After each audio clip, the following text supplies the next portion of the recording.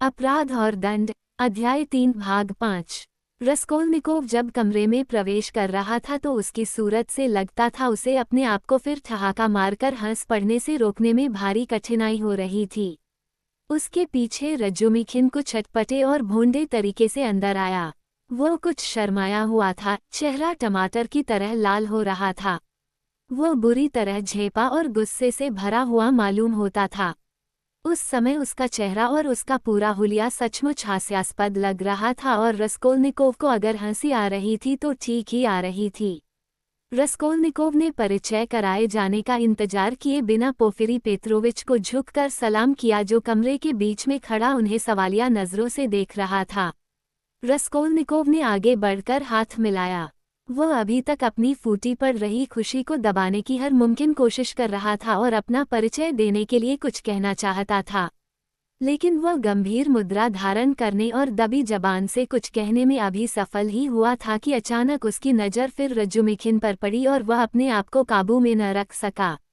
अपनी दबी हुई हंसी को वह जितना ही दबाने की कोशिश करता था, उतनी ही तेजी से वो फूटी पड़ती थी।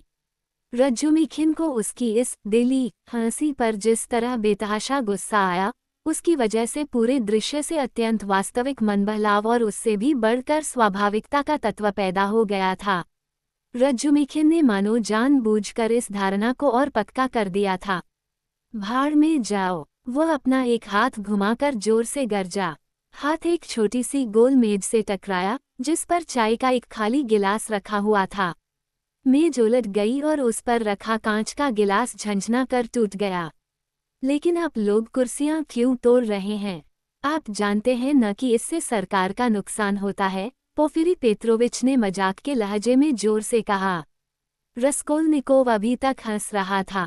अभी तक उसका हाथ पोफिरी पेत्रोविच के हाथ में था, लेकिन वह नहीं चाहता था कि जरूरत से ज्यादा बेतकल्लुफी का परिचय दे। इसलिए वह इस सिलसिले को स्वाभाविक ढंग से खत्म करने के लिए उचित समय की प्रतीक्षा कर रहा था।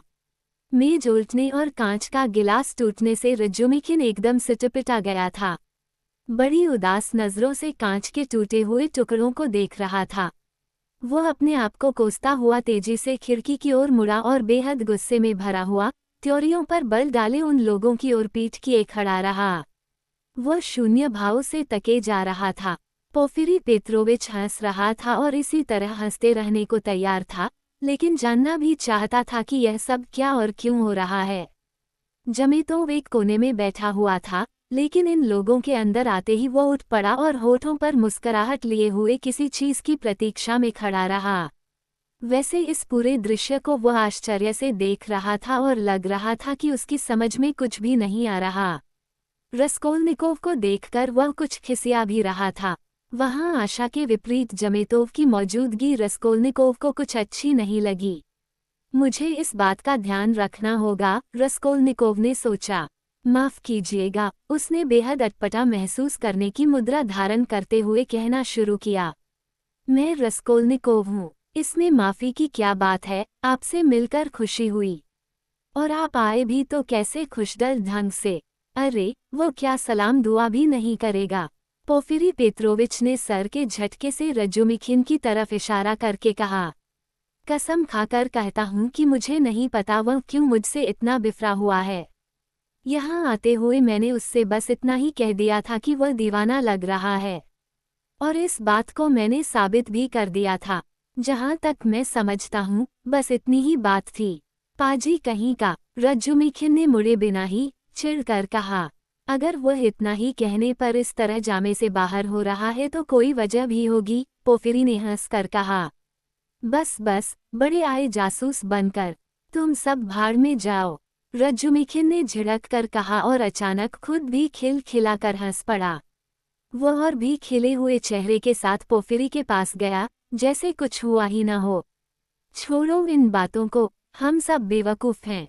अब कुछ मतलब की बातें करें। यह मेरा दोस्त रोदियोन रोमानोविच रस्कोल्निकोव है। पहली बात तो यह है कि तुम्हारी चर्चा इसने सुनी थी और तुमसे मिलना चाहता था। दूसरे, इसे तुमसे एक छोटा सा काम भी है। अरे वाह जमेतोव, तुम यहाँ कैसे? तुम लोग क्या पहले ही मिल चुके हो? तुम दोनों एक दूसरे को क्या बहुत दिन से जानते हो? क्या मतलब हो सकता है इसका? रस्कोल्निकोव ने बेचैन होकर सोचा। ऐसा लगा कि जमेतोव कुछ परेशान हो गया है, लेकिन बहुत ज्यादा नहीं। अभी कल ही तो मुलाकात हुई थी तुम्हारे यहाँ, उसने सहज भाव से कहा। भगवान की कृपा कि मैं इस जिम्मेदारी से बच गया। हफ्ते भर से यह मेरे पीछे पड़ा था कि मैं तुमसे इसे मिला दूं। आखिरकार पोफिरी और तुम दोनों एक दूसरे तक पहुंच ही गए। अपना तंबाकू कहाँ रखते हो? पोफिरी पेत्रोविच ने अनौपचारिक ढंग की एक ड्रेसिंग गाउन, बहुत साफ कमीज और छोटी एड़ी की स्लीपर पहन रखी थी। वो लगभग 35 साल का शख्स था। छोटा कद, गठा हुआ शरीर, कुछ मोटापा लिए हुए, दाढ़ी मूंछ सफाचट। उसने बाल बहुत छोटे कटवा रखे थे और सर बहुत बड़ा और गोल था, और पीछे की ओर खास तौर पर कुछ ज्यादा ही उभरा हुआ था। फूला हुआ, गोल, जरा चपटी नाक के साथ चेहरा बीमारों की तरह पीले रंग का था, लेकिन उस पर बड़ी चुस्ती थी और कुछ व्यंग्य का भी भाव था। आंखें छोड़कर बाकी चेहरा काफी हंसमुख और सुहृद भी था। आंखों में लगभग पूरी तरह सफेद, झपकती हुई पलकों के नीचे एक अजीब गीली गीली फीकी सी चमक थी। हरदम यूं लगता था गोया वह आंख मार रहा हो। आंखों का भाव उसके कुछ कुछ जनाने डील डॉल से मेल न खाने की वजह से कुछ अजीब सा लगता था। पहली बार देखने पर उनमें जितनी संजीदगी मालूम होती थी उससे कहीं अधिक गंभीरता आ जाती थी।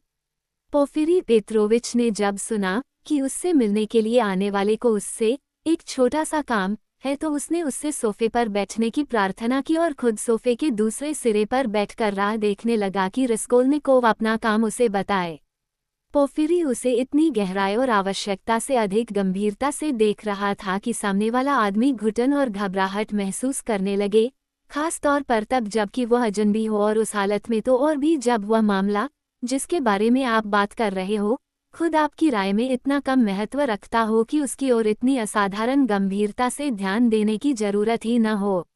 लेकिन रस्कोल्निकोव ने बहुत थोड़े और गठे हुए शब्दों में अपनी गरज बहुत साफ साफ और सही सही समझाया, और अपने आप से इतना संतुष्ट हुआ कि पोफिरी को नजर भर कर देख भी लिया। पोफिरी पेत्राविच ने उसकी ओर से एक पल के लिए नजर भी नहीं हटाई। रज्जुमिखिन उसी मेज के सामने बैठा हुआ जोश और अधीरता से सब कुछ सुन रहा था, और एक एक पल पर जरूरत से ज्यादा दिलचस्पी के साथ बारी बारी कभी एक की ओर तो कभी दूसरे की ओर देखता था। रस्कोल्निकोव ने मन ही मन उसकी बेवकूफ़ी को गाली दी। आपको पुलिस को बयान देना होगा, पोफिरी ने कारोबारी ढंग से जवाब दिया, कि इस मामले की यानी इस कत्ल की खबर मिलने पर आप इसकी छानबीन करने वाले वकील को ये बताना चाहते हैं कि फलां फलां चीज़ें आपकी हैं और आप उन्हें छुड़ाना चाहते हैं, या बल्कि वे लोग आपको खुद लिखेंगे। बात यही तो है। इस वक्त रस्कोल्निकोव ने यह जताने की भरपूर कोशिश की कि वह कुछ अटपटा सा महसूस कर रहा है। मेरे पास कतई कोई पैसा नहीं है, और यह छोटी सी रकम अदा करना भी मेरे बस से बाहर है। बात यह है कि इस वक्त मैं सिर्फ ये दर्ज कराना चाहता हूँ कि वे चीज़ें मेरी हैं, और जब मेरे पास पैसा होगा तो कोई बात नहीं। पोफिरी पेत्रोविच ने पैसे की तंगी के बारे में रस्कोल्निकोव के बयान पर कोई प्रतिक्रिया दिखाए बिना जवाब दिया। लेकिन आप चाहे तो सीधे मुझे भी लिख सकते हैं कि इस मामले की खबर मिलने पर और फला फला चीज़ों को अपना बताते हुए आप चाहते हैं कि सादे कागज पर। रस्कोल्निकोव ने एक बार फिर इस सिलसिले के पैसे वाले पहलू से दिलचस्पी दिखाते हुए उत्सुकता से उनकी बात काटी। जी हाँ, एकदम मामूली कागज पर, ये कहकर पोफिरी पेत्रोविच ने आंखें सिकोड़कर, गोया उसकी ओर आंख मार रहा हो, खुले व्यंग्य के भाव से कहा। लेकिन यह शायद रस्कोल्निकोव का भ्रम मात्र था, क्योंकि उसका ये भाव सिर्फ एक पल रहा। लेकिन कोई बात इस तरह की जरूर थी। रस्कोल्निकोव कसम खाकर कह सकता था कि उसने उसकी तरफ आंख मारी थी, न जाने क्यों। सब मालूम है इसे। उसके दिमाग में अचानक ये विचार बिजली की तरह कौंधा। इतनी छोटी सी बात पर आपको परेशान करने के लिए मुझे माफ़ कीजिएगा, वह कुछ घबरा कर कहता रहा। उन चीज़ों की कीमत तो होगी सिर्फ 5 रूबल, लेकिन जिनसे वे मुझे मिली हैं उन लोगों की वजह से मैं उनकी बहुत कद्र करता हूँ। मैं ये भी मानने को तैयार हूँ कि तब मेरे दिल में दहशत समा गई थी जब मैंने सुना था कि इसलिए तुम इतना चौंके थे जब मैंने जोसिमोव से कहा था कि पोफिरी उन तमाम लोगों के बारे में पूछताछ कर रहा है जिन्होंने वहां चीजें गिरवी रखी थीं। रजुमिखिन ने जानबूझकर एक खास इरादे से बात काटकर कहा। ये बात सचमुच बर्दाश्त के बाहर थी। रस्कोल्निकोव अपनी काली काली आंखों में प्रतिरोध से भरे गुस्से की चमक लिए हुए उसकी ओर देखे बिना न रह सका, लेकिन उसने अपने आप को फौरन ही संभाल भी लिया। तुम तो लगता है मेरी खिल्ली उड़ा रहे हो यार, उसने बनावटी चिड़चिड़ाहट के साथ कहा। मैं मानता हूँ कि तुम्हारे ख्याल में मुझे इस तरह की छोटी मोटी बातों में बेतुकेपन की हद तक दिलचस्पी है, लेकिन इसकी वजह से तुम कहीं यह न समझ लेना कि मैं स्वार्थी और लालची हूँ, और ये दो बातें मेरी नज़रों में कतई छोटी मोटी नहीं हैं। मैंने तुम्हें बताया था कि वह चांदी की घड़ी भले ही 2 कौड़ी की न हो, लेकिन हम लोगों के पास मेरे बाप की वही अकेली निशानी बची है। आप मेरा मजाक उड़ाएंगे लेकिन मेरी माँ यही है, उसने अचानक पोफिरी की ओर घूम कर कहा, और अगर उन्हें मालूम हो गया, वह एक बार फिर अचानक जल्दी से रजुमिखिन की ओर घूमा और बड़ी होशियारी से उसने अपनी आवाज में कंपी पैदा की कि घड़ी खो गई है तो उनका दिल टूट जाएगा। औरतों की बातें तो आप जानते ही हैं। नहीं नहीं, ऐसी बात बिल्कुल नहीं है। यह मेरा मतलब हरगिज न था, बल्कि बात इसकी उल्टी ही थी। रजुमिखिन ने दुखी होकर ऊंची आवाज में कहा। यह क्या सही था, स्वाभाविक था, कहीं मैंने जरूरत से ज्यादा नाराजगी तो नहीं दिखाई? रस्कोल्निकोव ने डर से कांपते हुए अपने आप से पूछा। मैंने औरतों के बारे में ऐसी बात क्यों कही? तो आपकी माँ आपके पास आई हुई हैं? पोफिरी पेत्रोविच ने पूछा। जी, कब आई? कल रात। पोफिरी रुक गया, गोया कुछ सोच रहा हो। आपकी चीजें बहरहाल खोएंगी नहीं, वह शांत भाव से और सर्द लहजे में कहता रहा। मैं काफी अरसे से यहाँ आपके आने की उम्मीद लगाए हुए था। ये बात इस तरह कहकर गोया इसका कोई बहुत अधिक महत्व न हो, उसने बहुत संभालकर एश्ट्रे रजुमिखिन की ओर बढ़ा दी, जो सिगरेट की राख कालीन पर अंधाधुंध बिखेरे जा रहा था। रस्कोल्निकोव सहम गया, लेकिन पोफिरी के आचरण से ऐसा लगता था कि वो उसकी ओर देख ही नहीं रहा। अभी तक उसका ध्यान रजुमिखिन की सिगरेट की ही ओर था। क्या कहा? इसके आने की उम्मीद लगाए हुए थे? क्यों? तुम्हें मालूम था क्या कि इसकी चीजें वहां रेहन रखी हुई हैं? रजुमिखिन ने बेचैन होकर पूछा। पोफिरी पेत्रोविच रस्कोल्निकोव से ही बातें करता रहा। तुम्हारी दोनों चीजें, घड़ी और अंगूठी, एक साथ लपेट कर रखी हुई थी। पेंसिल से कागज पर तुम्हारा नाम साफ साफ लिखा था, और साथ ही वे तारीखें भी पड़ी थीं जब तुम वे चीजें उसके पास रख कर आए थे। आपकी नज़र भी कितनी तेज है। रस्कोल्निकोव कुछ खिसियाना सा मुस्कुराया और उसकी आंखों में आंखें डालकर देखने की भरपूर कोशिश की, लेकिन ऐसा कर न सका।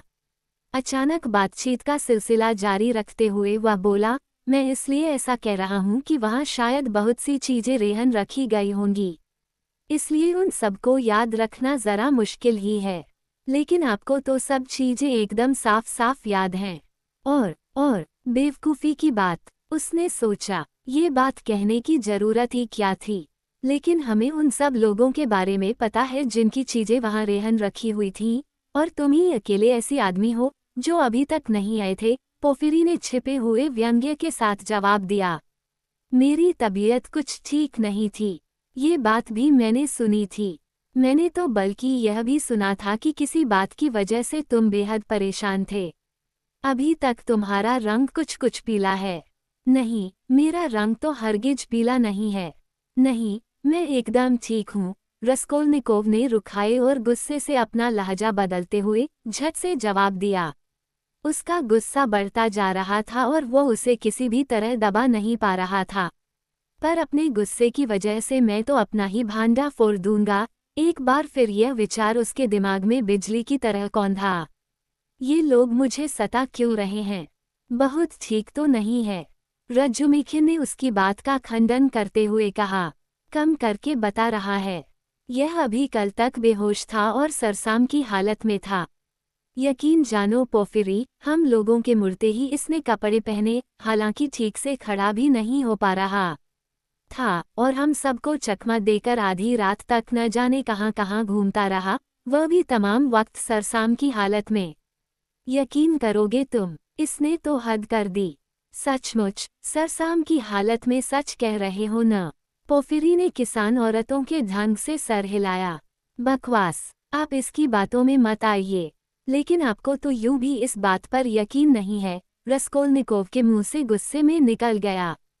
पर लगता था पोफिरी पेत्रोविच पर उन विचित्र शब्दों की कोई प्रतिक्रिया नहीं हुई थी। लेकिन अगर तुम सरसाम की हालत में नहीं थे तो बाहर कैसे गए? रजुमिखिन को अचानक तैश आ गया। बाहर भला किस लिए गए थे, काम क्या था तुम्हें? और इस तरह चोरी से क्यों गए? जिस वक्त तुमने ये किया, क्या तुम पूरी तरह होश में थे? अब चूंकि सारा खतरा दूर हो चुका है, इसलिए मैं साफ साफ बातें कर सकता हूँ। कल मैं इन लोगों से बेहद तंग आ गया था। रस्कोल्निकोव ने अचानक ढिठाई से मुस्कराकर पोफिरी को संबोधित किया। मैं इन लोगों से भागकर रहने की कोई ऐसी जगह तलाश करने गया था जहां इन लोगों को मेरा पता न चल सके। और मैं साथ में बहुत सारा पैसा भी ले गया था। वह जमेतोव साहब, जो वहां बैठे हैं, उन्होंने वह पैसा देखा था। मैं पूछता हूँ जमेतोव साहब, मैं कल होश में था या सरसाम में था? हमारा ये झगड़ा आप ही निपटा दीजिए। रस्कोल्निकोव को जमेतोव की मुद्रा और खामोशी से इतनी नफरत हो रही थी कि उसका बस चलता तो वह उसका गला घोंट देता। मेरी राय तो यह है कि तुम भरपूर समझदारी से, बल्कि काफी होशियारी से बातें कर रहे थे, लेकिन बेहद चिड़चिड़े भी हो रहे थे। जमेतोव ने रूखे स्वर में अपना फैसला सुनाया।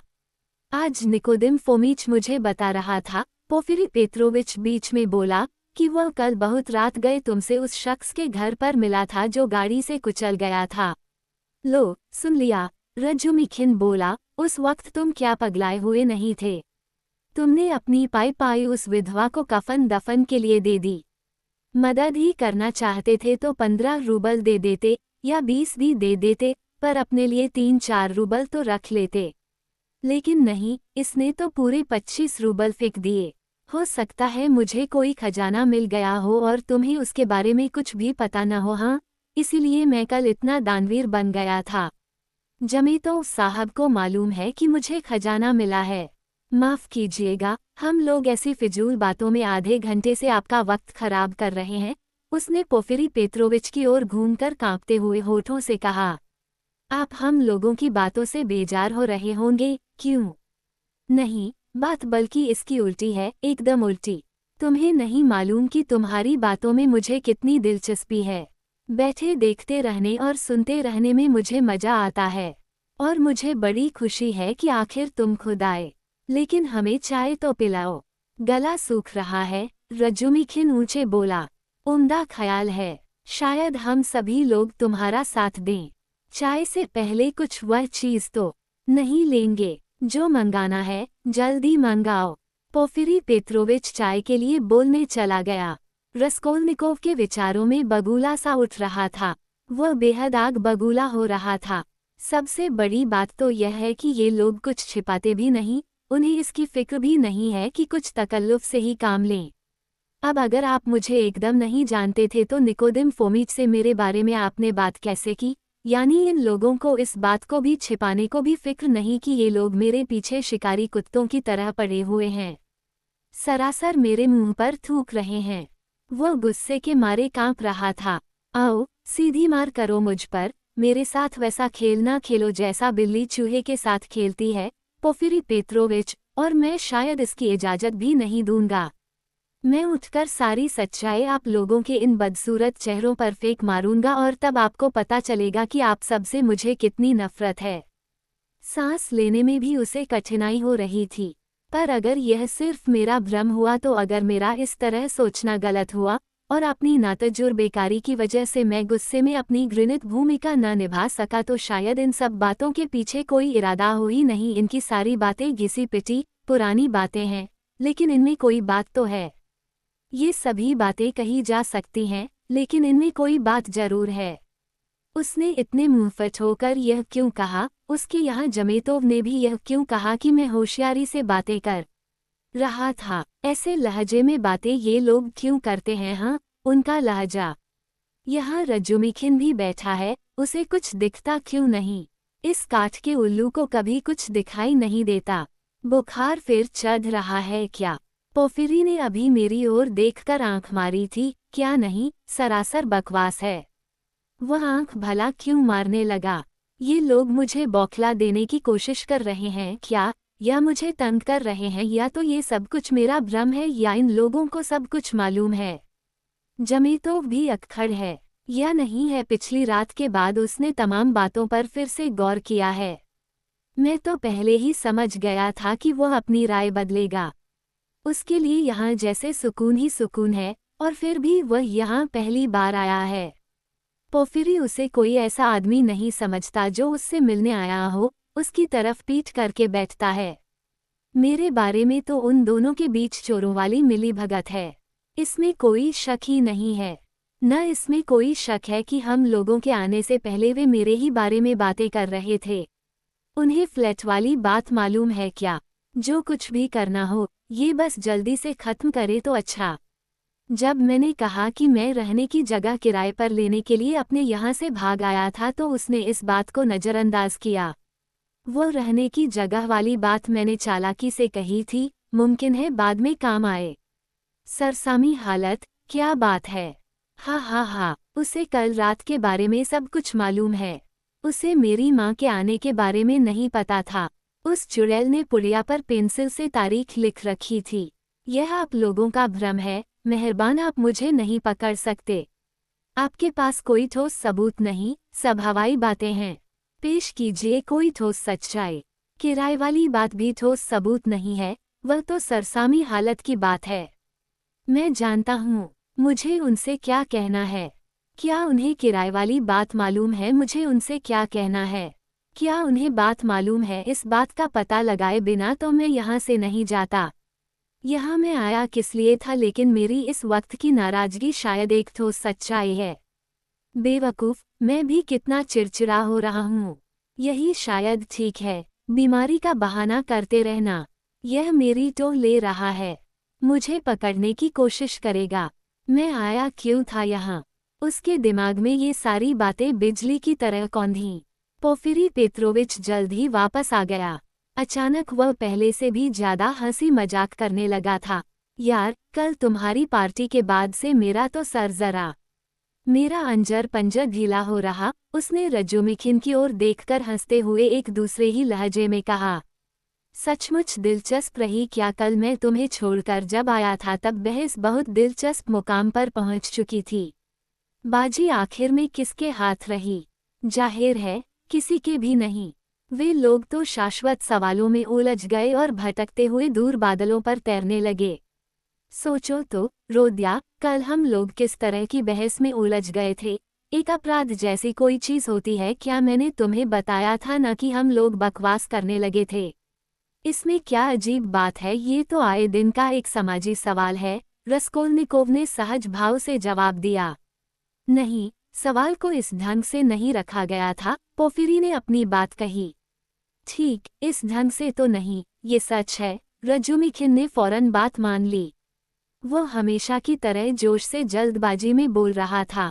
सुनो रोदियोन, हमें तुम अपनी राय बताओ, और वह मैं सुनना चाहता हूँ। मैं उनका डटकर मुकाबला कर रहा था और मुझे तुम्हारी मदद की जरूरत थी। मैंने उन लोगों से कहा भी कि तुम आ रहे हो। बहस शुरू हुई थी समाजवादियों के नजरिए से।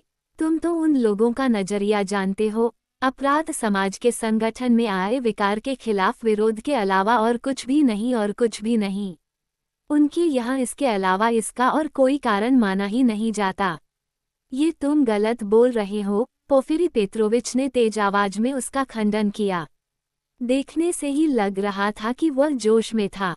रजुमिखिन की ओर देखकर वह बराबर हंसता रहा, जिसकी वजह से रजुमिखिन पहले से भी ज्यादा उत्तेजित हो गया। कुछ और तो नहीं माना जाता, रजुमिखिन ने जोश में आकर उसकी बात काटी। मैं कतई गलत नहीं कह रहा हूँ। तुम्हें मैं उनकी किताबें दिखा सकता हूँ। उनकी यहाँ हर चीज़ माहौल का असर होती है, और कुछ भी नहीं। यही उनका सबसे पसंदीदा नारा है।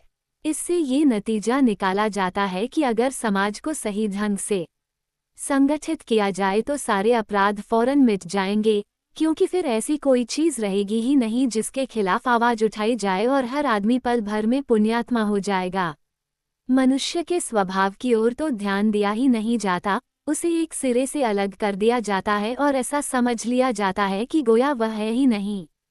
वे इस बात को नहीं मानते कि मानव जाति इतिहास की एक जीवंत प्रक्रिया के अनुसार विकसित होकर आखिर में एक सुलझा हुआ, कायदे का समाज बन जाएगा। वे लोग बल्कि यह समझते हैं कि गणित जैसी सटीकता से काम करने वाले किसी दिमाग से निकली हुई समाज व्यवस्था पूरी मानवता को पलक झपकते संगठित कर देगी और पल भर में किसी भी जीवंत प्रक्रिया से ज्यादा तेजी के साथ उसे न्याय के मार्ग पर चलने वाला और पाप से दूर रहने वाला बना देगी। यही वजह है कि वे अपने सहज स्वभाव से सबब इतिहास को पसंद नहीं करते, उसमें उन्हें बदसूरती और बेवकूफ़ी के अलावा कुछ भी दिखाई नहीं देता और वे सारे के सारे इतिहास को महज बेवकूफ़ी साबित करते हैं। यही वजह है कि उन्हें जीवन की जीवंत प्रक्रिया से नफरत है और वे जीवंत आत्मा चाहते ही नहीं। जीवंत आत्मा के लिए जीवन की जरूरत होती है, वह मशीनों के नियमों को नहीं मानती। जीवंत आत्मा शंकाग्रस्त होती है, जीवंत आत्मा पीछे ले जाने वाली चीज है। जिस तरह की आत्मा वे चाहते हैं, उसमें भले ही मौत की बदबू आती हो और भले ही वह रबर से बनी कोई चीज हो, लेकिन उसमें कम से कम जान तो नहीं होती, कम से कम अपनी इच्छा शक्ति तो नहीं होती। आज्ञाकारी होती है वो और विद्रोह नहीं करती। सो आखिर में नतीजा ये होता है कि वे हर चीज को एक कबीले की रिहायशी इमारत की दीवारें खड़ी करने और उसमें कमरों और गलियारों की योजना तैयार करने की सतह पर उतार लाते हैं। तो समाजवादी कबीले के रहने के लिए इमारत तो तैयार हो गई, लेकिन मनुष्य का स्वभाव इस इमारत के लिए तैयार नहीं है। वह जीवन चाहता है, अभी उसने अपनी जीवन लीला पूरी नहीं की है, उसके लिए अभी कब्रिस्तान में जाने का समय नहीं आया है। तर्क के सहारे मनुष्य के स्वभाव को फलांग कर आप आगे नहीं जा सकते। तर्क कुल 3 संभावनाओं को मानकर चलता है, जबकि संभावनाएं तो करोड़ों हैं। उन करोड़ों संभावनाओं को काट दीजिए और सारी समस्या को बस सुख सुविधा तक सीमित कर दीजिए। ये समस्या का सबसे आसान हल है। ये हल इतना सीधा सादा है कि बस आपको लुभाता है, उसके बारे में सोचने की कोई जरूरत नहीं रहती। सबसे बड़ी बात तो यही है कि सोचने की कोई जरूरत नहीं। जीवन का सारा रहस्य 2 छपे हुए पन्नों में समेट दिया गया है। लो, अब इनका चरखा चल गया, ढोल पीटना शुरू हो गया। अरे यार, रोको इन्हें, पोफिरी ने हंसकर कहा। तुम भला सोच सकते हो क्या, उसने रस्कोल्निकोव की ओर मुड़कर कहा, कि कल रात 6 आदमी एक कमरे में बहस में इसी तरह उलझे हुए थे और इसकी तैयारी के लिए सबके गले के नीचे काफी शराब उंडेल दी गई थी। नहीं यार, तुम्हारा कहना गलत है। अपराध में इर्द गिर्द के हालात का बड़ा दखल होता है, इसका तुम्हें मैं यकीन दिला सकता हूँ।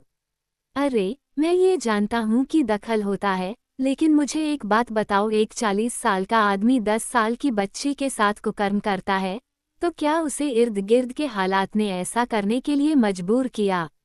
एक तरह से सच पूछा जाए तो किया, पोफिरी ने गंभीर स्वर में अपनी राय दी।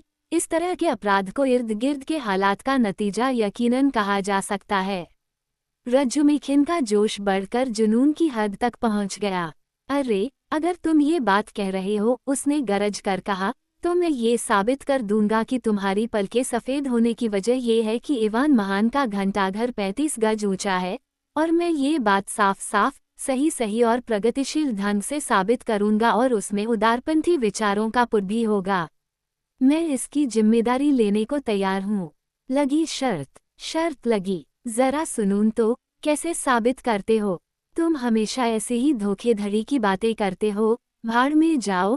रजुमिखिन उछलकर खड़ा हो गया और जोर जोर से हाथ हिलाकर ऊंची आवाज में बोला, तुमसे बात करने से फायदा रोदियुन, तुम नहीं जानते, ऐसी बातें ये जानबूझकर करता है।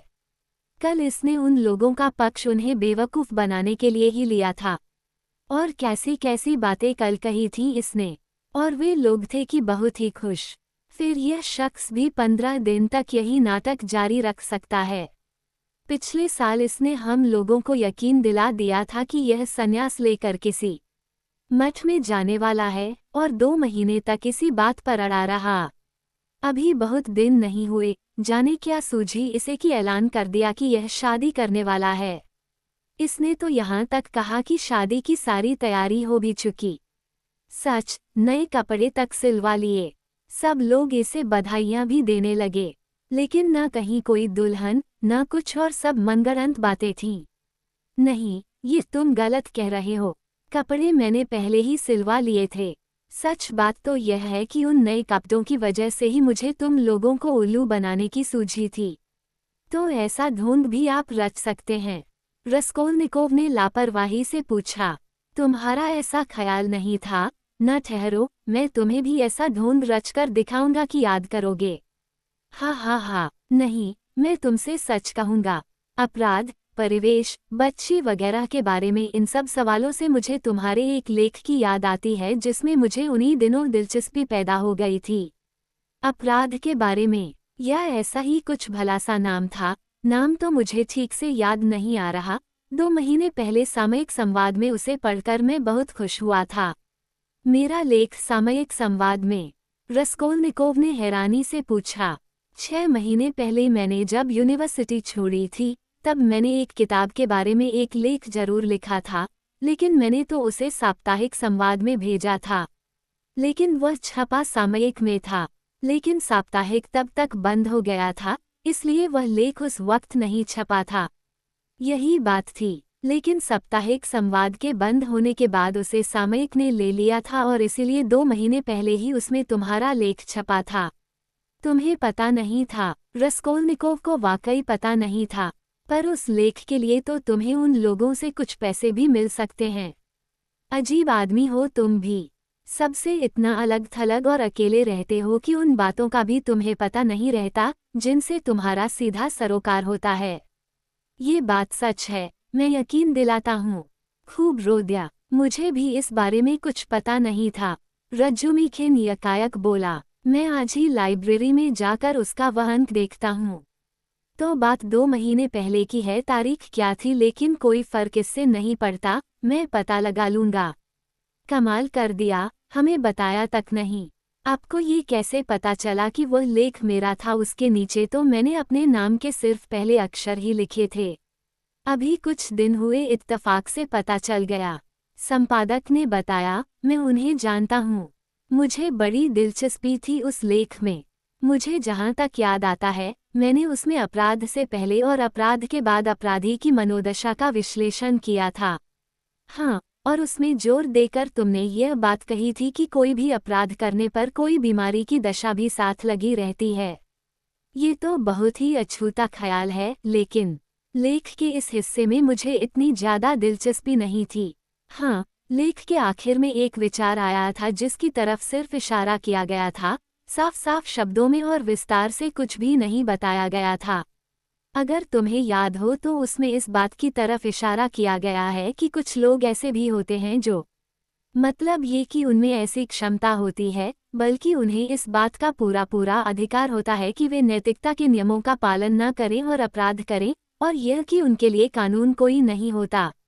उसके विचार को जिस तरह अतिशयोक्ति के साथ और जाने बूझे तोड़ मरोड़ कर पेश किया था, उस पर रस्कोल्निकोव मुस्करा पड़ा। क्या मतलब? क्या है तुम्हारा अपराध करने का अधिकार, लेकिन इर्द गिर्द के हालात के हानिकर प्रभाव से नहीं? रज्जुमिखिन ने कुछ चिंतित होकर पूछा। नहीं, ये तो नहीं कहा जा सकता कि उन्हीं के प्रभाव से, पोफिरी ने जवाब दिया।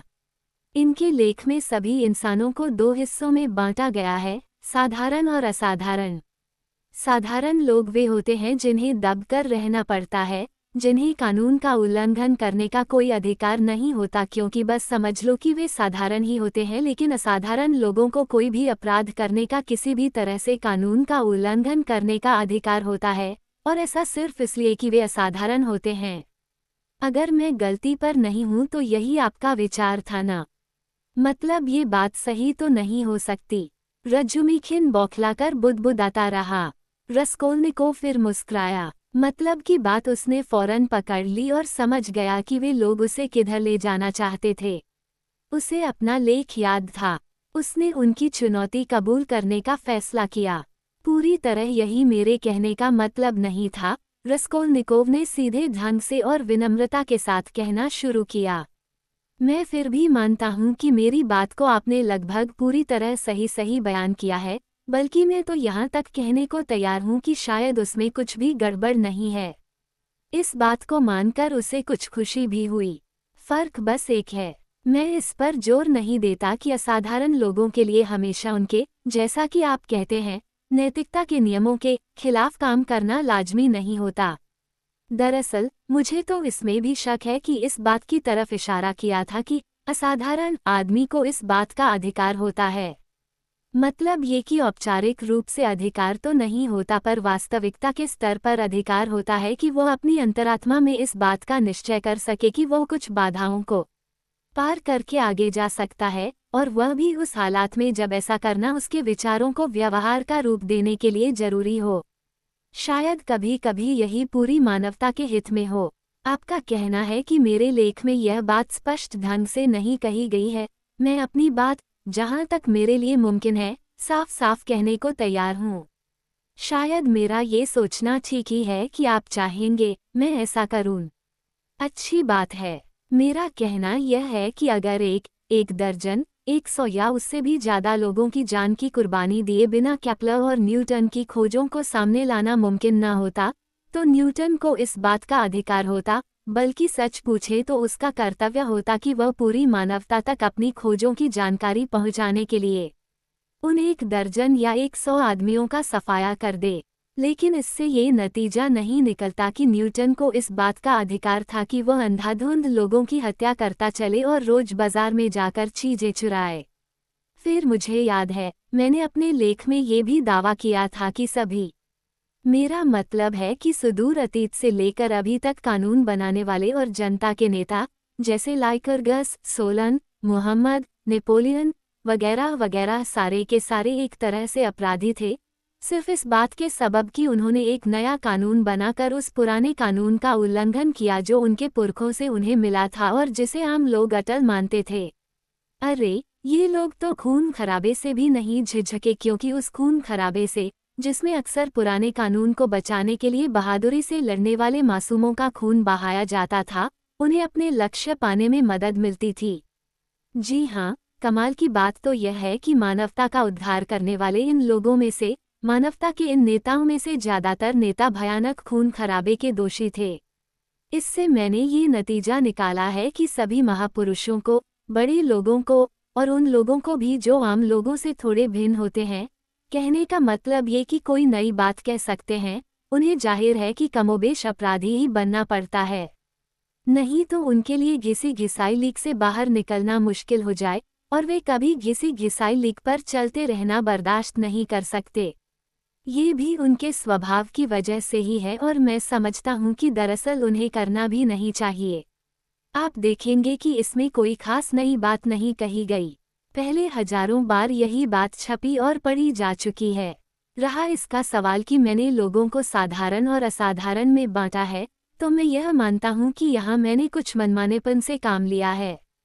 फिर भी उनकी सही संख्या कितनी होनी चाहिए, इसके बारे में मेरा कोई आग्रह नहीं है।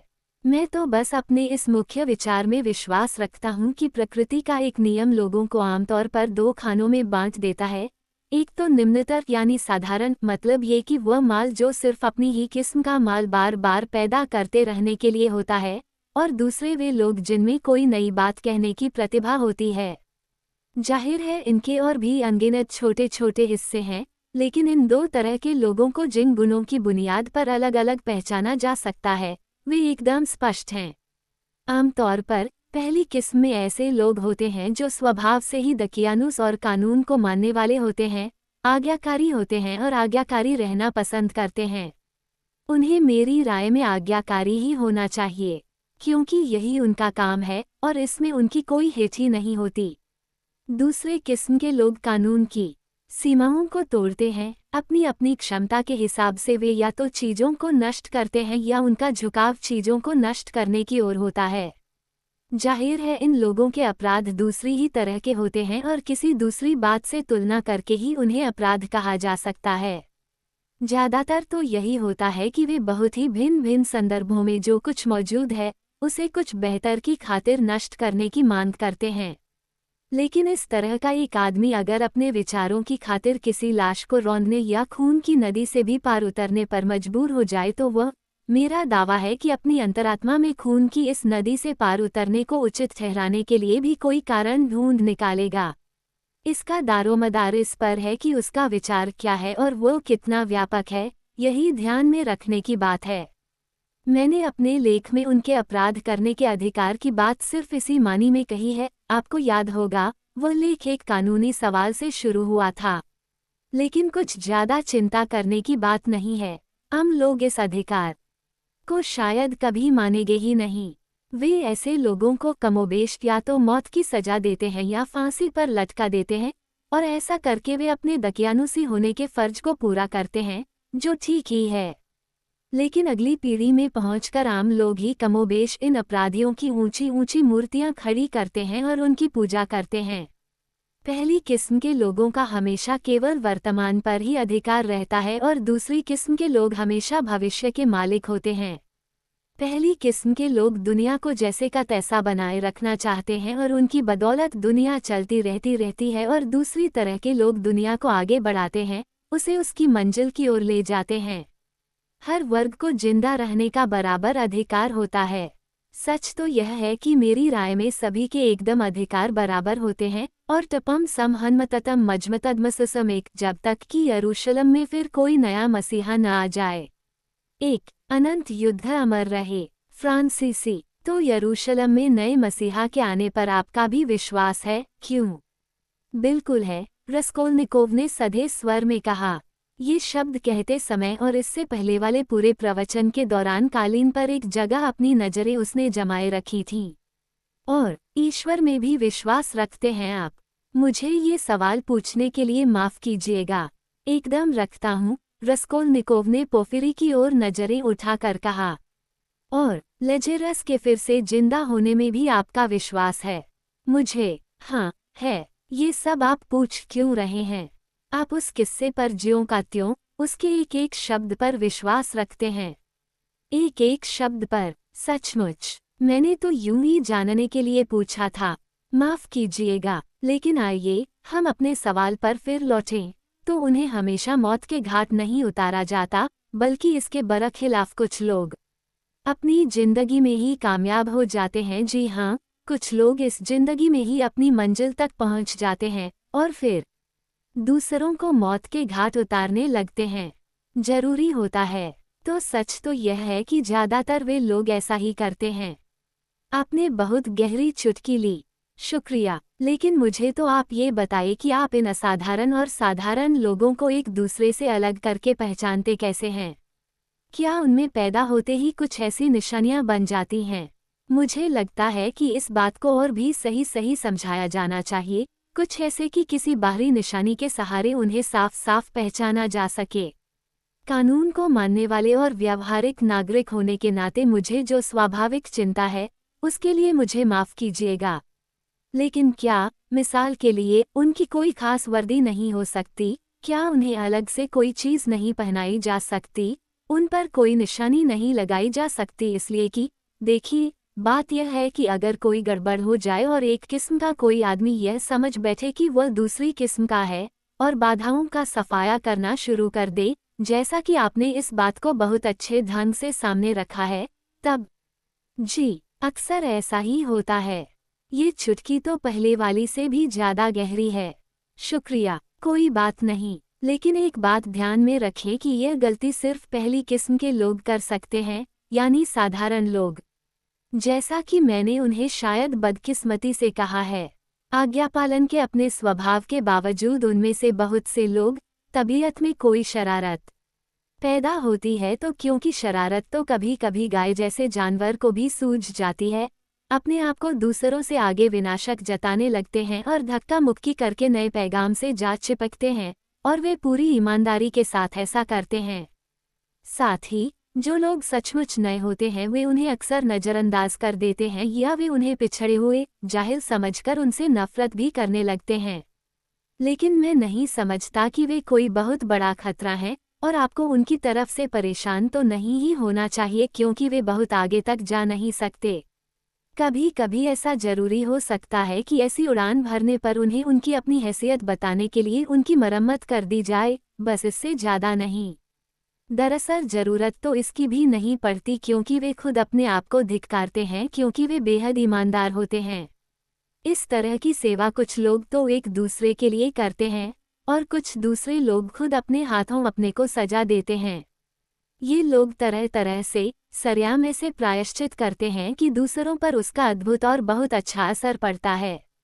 दरअसल इसमें आपके लिए परेशान होने वाली कोई बात नहीं, प्रकृति का यही नियम है। खैर, इस मसले के बारे में आपने मेरी परेशानी यकीनन एक बड़ी हद तक दूर कर दी, लेकिन मुझे एक और बात भी परेशान करती रहती है।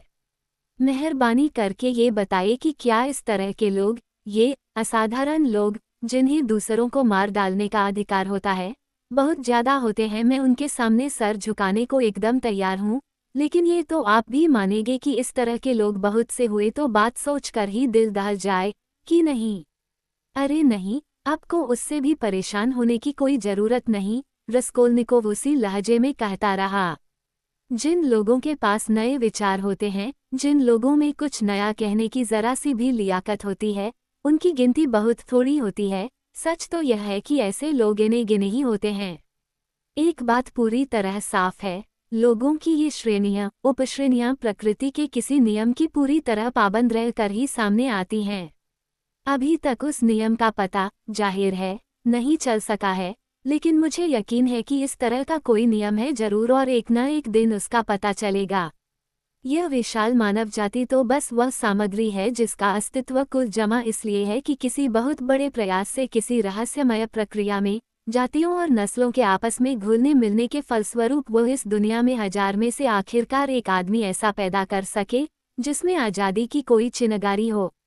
शायद 10,000 लोगों में एक, मैं तो मोटा मोटा अंदाजा ही बता रहा हूँ, ऐसा होता है जिसमें कुछ आज़ादी होती है और उससे ज़्यादा आज़ादी तो शायद लाख में से एक में होती हो। मेधावी तो करोड़ों में एक होता है और महान मेधावी तो जो मानव जाति का सरताज हो, इस पृथ्वी पर शायद अरबों खरबों लोगों में से कोई एक ही होता है। अब मैंने उस यंत्र में झांक कर तो नहीं देखा जिसमें ये प्रक्रिया चलती रहती है, लेकिन कोई पक्का नियम जरूर है और होना भी चाहिए। ये सब कुछ संयोग फालतू तो हो नहीं सकता। कहना क्या चाहते हो? तुम दोनों मजाक कर रहे हो क्या? रजुमिखिन से आखिर रहा नहीं गया और वह चीख कर बोला, या एक दूसरे को बना रहे हो, बैठे बैठे एक दूसरे का मजाक उड़ा रहे हो? रोद्या, तुम ये सब गंभीरता से कह रहे हो क्या? रस्कोल्निकोव ने पीला और उदास चेहरा ऊपर उठाकर उसकी ओर देखा पर कोई जवाब नहीं दिया। उसके उस शांत और उदास चेहरे के मुकाबले पोफिरी का खुला, लगातार खिसियाया हुआ और अशिष्ट व्यंग्य रजुमिखिन को कुछ अजीब सा लगा। खैर यार, तुम अगर सचमुच गंभीरता से बात कर रहे हो तो जाहिर है तुम्हारा ये कहना ठीक ही है कि इसमें कोई नई बात नहीं है, कि यह वैसी ही बात कोई है जैसी हमने पहले भी 1000 बार पढ़ा और सुना है।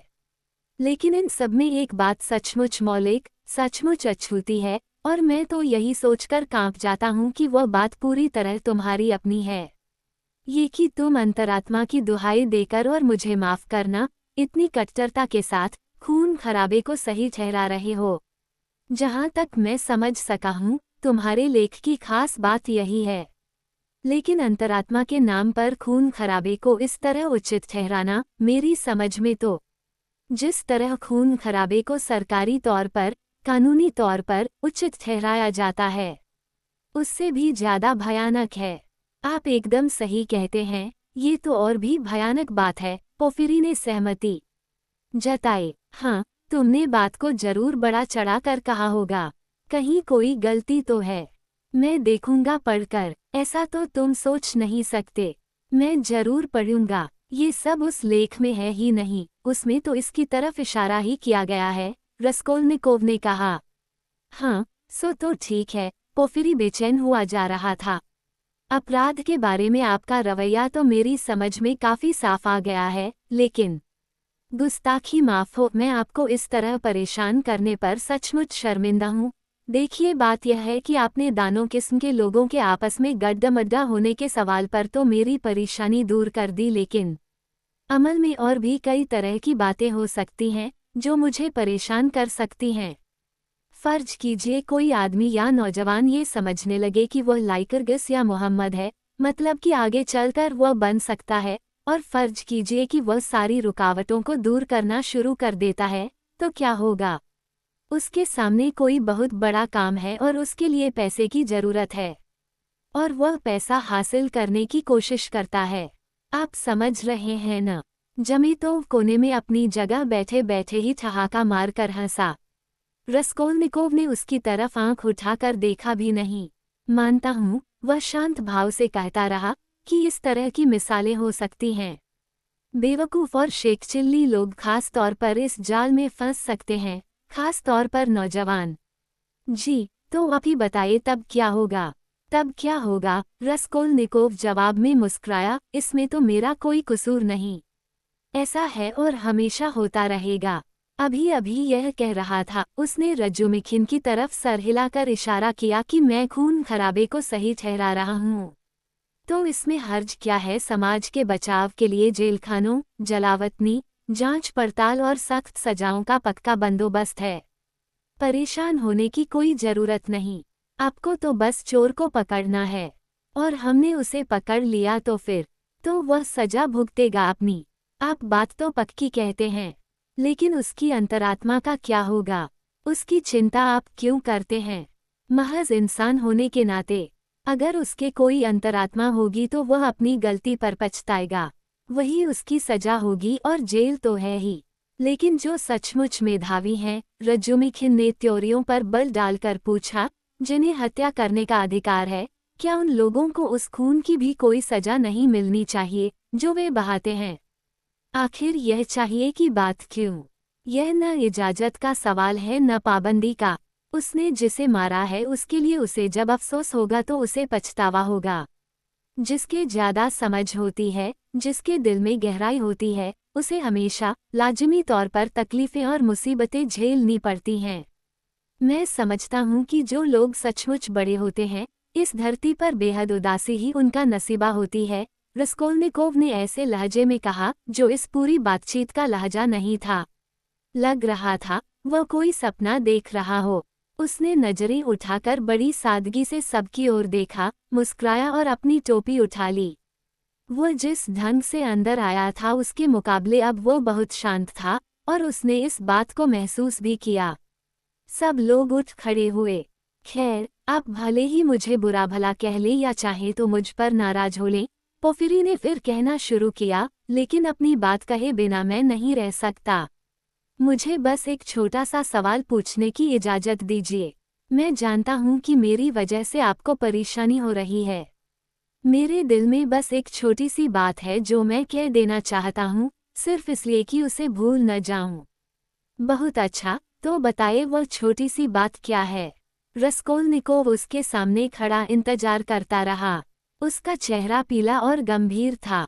देखिए, बात यह है, मेरी समझ में नहीं आ रहा कि दरअसल उस बात को मैं सही ढंग से कहूँ कैसे। बड़ा दिलचस्प, मनोवैज्ञानिक किस्म का विचार है।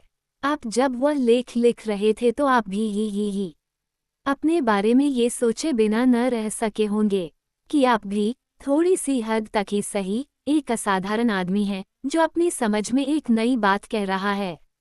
या नहीं? बहुत मुमकिन है, रस्कोल्निकोव ने तिरस्कार से जवाब दिया।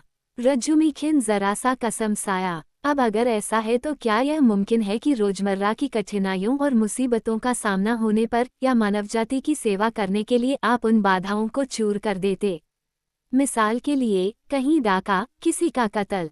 उसने एक बार फिर अपनी बाईं आंख मारी और पहले की ही तरह एक दबी हुई हंसी हंसा। मैं अगर ऐसा करता भी तो क्या आपको बताने आता? रस्कोल्निकोव ने चुनौती और दम्भ भरे तिरस्कार से जवाब दिया। अरे नहीं, मेरी दिलचस्पी तो सिर्फ आपके लेख की वजह से, साहित्यिक दृष्टिकोण से थी।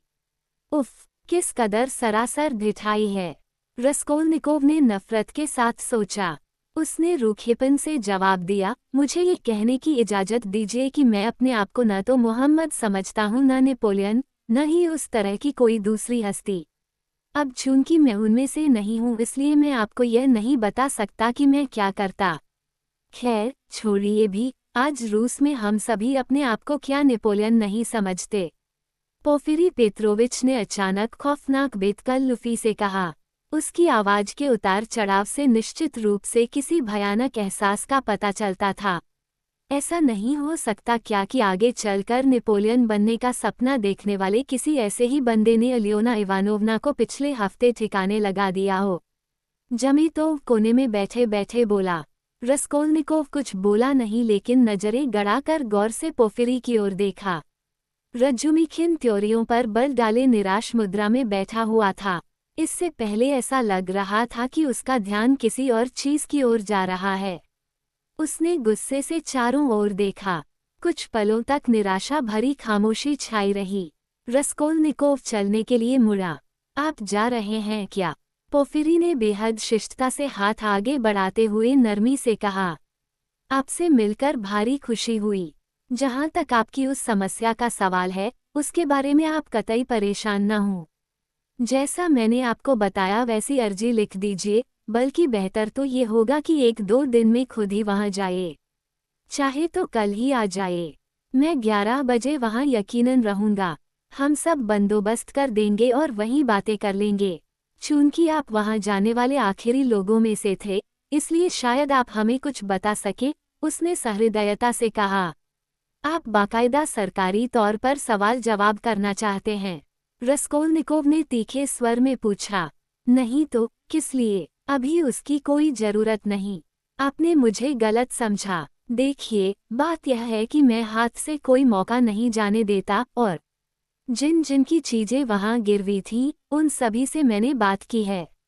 उनमें से कुछ की गवाहियां भी ली हैं, और आप आखिरी आदमी हैं। हाँ, एक बात तो बताए, वह अचानक गोया खुश होकर बोला। अभी याद आया जाता है कि मैं सोच क्या रहा था। वह रज्जुमिखिन की ओर मुड़ा। उस मिकोलाई के बारे में तुम मेरे कान खा रहे थे। जाहिर है मैं जानता हूँ, बहुत अच्छी तरह जानता हूँ। ये कहकर वह रस्कोल्निकोव की ओर मुड़ा कि वह आदमी एकदम बेकसूर है, लेकिन क्या किया जाए, हमें मित्का को भी हैरानी में डालना पड़ा। बात यह है, बस इतनी सी कि जब आप सीढ़ियों से ऊपर गए थे, उस वक्त 7 बज चुके थे ना? हाँ, रस्कोल्निकोव ने जवाब दिया। लेकिन जैसे ही उसने हाँ कहा, उसके मन में एक खटक सी पैदा हुई कि उसे यह बात नहीं कहनी चाहिए थी। आप जब 7 और 8 के बीच ऊपर गए थे, तो आपने दूसरी मंजिल पर एक खुले हुए फ्लैट में 2 मजदूरों को या कम से कम एक को काम करते देखा। आपको कुछ याद है? वे वहां रंगाई पुताई कर रहे थे। आपने उन्हें देखा था। ये बात उनके लिए बहुत ही महत्व रखती है। पुताई करने वाले? नहीं, मैंने तो नहीं देखा उन्हें, रस्कोल्निकोव ने धीरे धीरे जवाब दिया, मानो अपनी यादों को टटोल रहा हो। साथ ही वह दिमाग का पूरा जोर लगाकर जल्द से जल्द ये सूंघने की कोशिश कर रहा था कि इसमें फंदा कहाँ पर है, और इसकी भी कि उसकी नज़र से कोई बात ना चूक जाए। इसकी फिक्र में उसे गश आया जा रहा था। नहीं, मैंने उन्हें नहीं देखा, और मुझे याद नहीं पड़ता कि मैंने इस तरह का कोई खुला हुआ फ्लैट देखा। लेकिन चौथी मंजिल पर, अब फंदा उसकी समझ में आ गया था और उसे लग रहा था गोया उसे बहुत बड़ी जीत मिली हो। अब मुझे याद आता है कि चौथी मंजिल पर अलियोना इवानोवना के सामने वाला फ्लैट छोड़कर कोई जा रहा था। मुझे याद है, अच्छी तरह याद है। कुछ मजदूर सोफा बाहर निकाल रहे थे और उन्होंने मुझे दबाते दबाते दीवार से भिड़ा ही दिया था। लेकिन पुताई करने वाले? नहीं, मुझे एकदम याद नहीं आता कि वहां पुताई करने वाले भी रहे हों, और मैं ये भी नहीं समझता कि कहीं कोई फ्लैट खुला हुआ था। नहीं, कोई नहीं था। मतलब तुम्हारा क्या है? रज्जुमिखिन अचानक चीखा, गोया उसने सोचकर कोई बात पकड़ ली हो। अरे, पुताई करने वाले तो उस दिन काम कर रहे थे जिस दिन कत्ल हुआ, और यह वहां गया था 3 दिन पहले। पूछ क्या रहे हो तुम? उफ, मैं भी किस बात में उलझ गया। पोफिरी ने माथा ठोंकते हुए कहा। लानत है, इस चक्कर में मेरा दिमाग भी कुछ फिरा जा रहा है। उसने रस्कोल्निकोव से कुछ माफी मांगने के अंदाज में कहा। हमारे लिए इसका पता लगाना बेहद जरूरी है कि 7 और 8 के बीच उन्हें उस फ्लैट में किसी ने देखा था या नहीं। इसलिए मैंने सोचा कि शायद आप कुछ बता सकें। मैंने तो एकदम उलझा दिया सारी बातों को। तुम्हें कुछ और सावधानी से काम लेना चाहिए, रज्जुमिखिन ने गंभीरता से कहा। ये आखिरी शब्द बाहर निकलते हुए ड्योरी में कहे गए थे। जरूरत से ज्यादा शिष्टता का परिचय देते हुए पोफिरी पेत्रोविच उन्हें दरवाजे तक छोड़ आया। जब वे बाहर सड़क पर निकले तो निराश और गंभीर थे। कुछ कदम तक दोनों ने एक शब्द भी नहीं कहा। रस्कोल्निकोव ने गहरी सांस ली।